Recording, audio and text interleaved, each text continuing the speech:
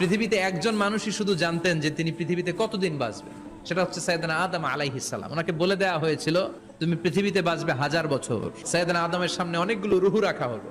সাইয়েদনা আদম বললেন এরা কারা? আল্লাহ বললেন তোমার বংশধর। সাইয়েদনা আদম বললেন আল্লাহ ওই যে একটা রুহু দেখা যায় এটার নাম কি? এটা তোমার ছেলে দাউদ, সে দুনিয়াতে নবী হয়ে আসবে। সাইয়েদনা আদম বললেন মাবুদ আমার ছেলে দাউদের কত বছর হায়াত আপনি দিয়েছেন? আল্লাহ বললেন মাত্র 40 বছর। সাইয়েদনা আদম বললেন মাবুদ এত ফুটফুটে সুন্দর আমার ছেলে দাউদ মাত্র 40 বছর দিলেন কেন? আল্লাহ আপনি বাড়ায় দেন, আল্লাহকে বাড়ানো যাবে না, লেখা হয়ে গেছে। সাইয়েদনা আদম বললেন আমার 1000 বছর থেকে 60 বছর আমি আমার ছেলেরে দিয়ে দিলাম। আর আদম আলাইহিস সালাম পেয়েছিলেন 1000 বছর, 60 কমে গেলে রইল কত? 940 বছর পৃথিবীতে থাকার পরে মালাকুল মাউত চলে এসেছে, এসে বলল জিইতু আন আকবাদা রূহাক, রূহ কবজ করতে আসছি। আদম আলাইহিস সালাম বললেন রূহ কবজ করতে আসছো মানে আমি বাঁচবো তো 1000 বছর।